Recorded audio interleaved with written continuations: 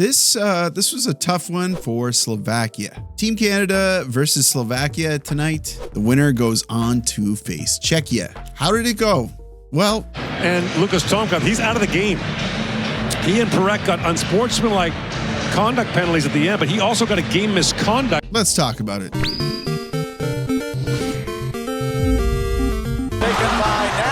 sends it in, just missed hitting the chicken. Personally, I didn't really know what to expect from this game. I consider Slovakia a pretty strong team. They performed well against Team USA. It looked like they were going to beat them. By the way, USA, good effort out there. We'll see you next year. But I didn't really know what to expect. They've got some big boys on the team. They've got some players in the Canadian system. I was interested to see where this game was going. Turns out it's a pretty one-sided game, but we'll get to it. First, I'd like to ask you to consider subscribing. If you're not already a subscriber, I would love to have you. We've got a lot of momentum. I put out a video yesterday. It just went wild. Thank you so much for the support, subscribers. Really appreciate that one. And if you are already subscribed, don't worry, you can still help out. Just hit that like button. It helps with something with YouTube. So they dropped the puck on this one, and Canada is looking dangerous. They're already up 4 shots on none, and they're finding way more time in the zone. And even then, you feel like maybe they're still just warming up, and that turned out to be completely correct. He knocks it down for Reshny. Reshny drops it back in the high slot. They're off a shot. Pass, and score! Reshny makes it 1-0. Reshny is in deep here. He puts it into the slot, gets it in front, gets himself in front of the net. The shot is on. He pokes it in to make it 1-0. So Canada busts into the game first. Can Slovakia punch back? They're certainly trying. At the start of the game, it felt like it could have went either way, but eventually the tides broke and everything went Canada's way. Here we go. Boxing Day game with Canada won 7-5. It scores! TJ Ginla with a lightning strike. TJ Ginla makes it 2-0, only 44 seconds apart from the last goal. I feel like he wasn't in a super dangerous spot. Ginla gets to that left dot and sends an absolute laser of a snapshot on Pradell. Holy smokes, this Ginla kid can shoot. I wonder if his dad was into hockey. And then a few minutes later, Mikel Misa is going to make it 3-0. At the point for Perek. In the corner for Misa. He walks up, shoots, scores!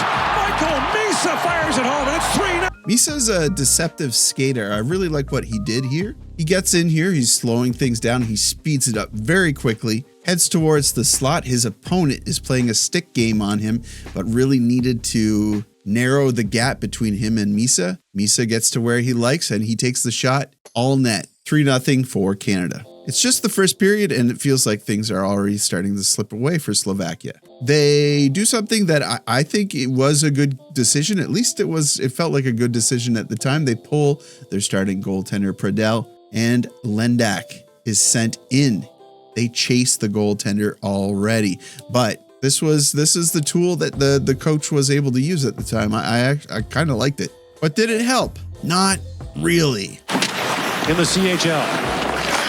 Carl shoots, bouncing puck in front of O'Reilly, scores! O'Reilly makes it 4-0. This is the first shot on Lendak. They put the puck in front of the net, and Canada is just too strong battling in front there. They were too strong all night. Too strong in front, too strong along the boards. Just too strong. They're winning puck battles that Slovakia really needs to win. And Slovakia does have some big boys. They have, 6'5" guys out there. They needed to be tougher. They really needed to be tougher because they do have a good team, but you're facing Team Canada. I mean, look at all the first round picks on Team Canada. It's bonkers. And they could have been stronger. There was other eligible players that are just playing in the NHL who weren't loaned to the team. Things are still good in Hockey Canada. Just wanted to put that out there because there's a lot of individuals saying there's problems, and there are, but things are still good. Slovakia gets a bad high sticking call here.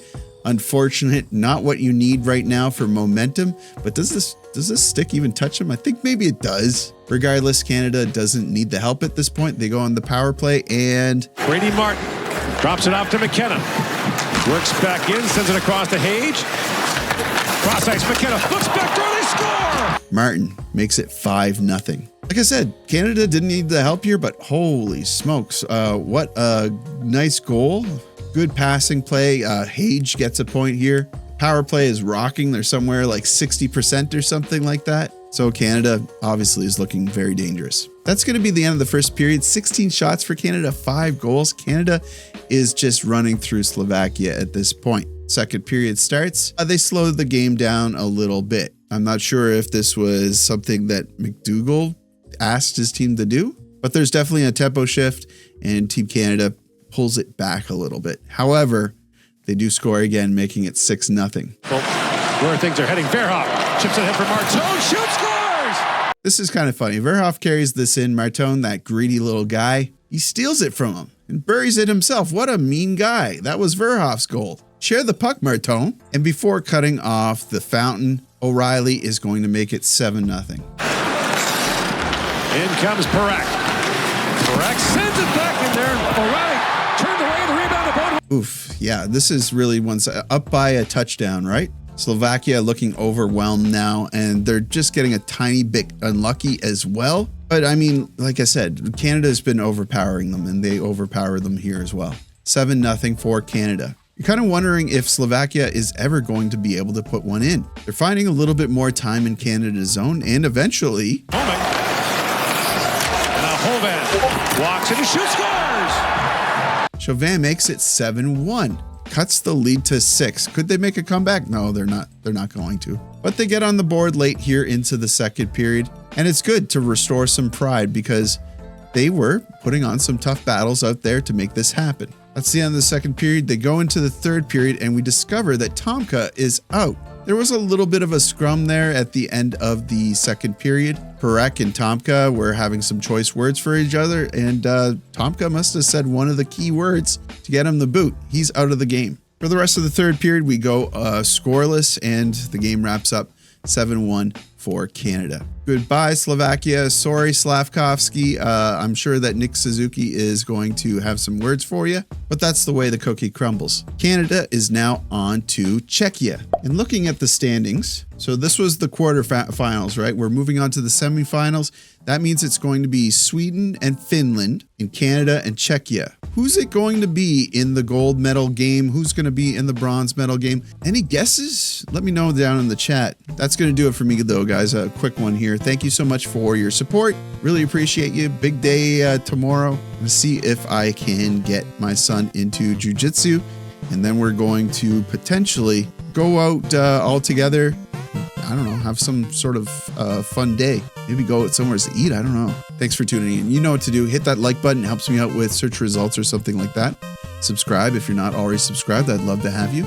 And as always, I will see you down in the comments.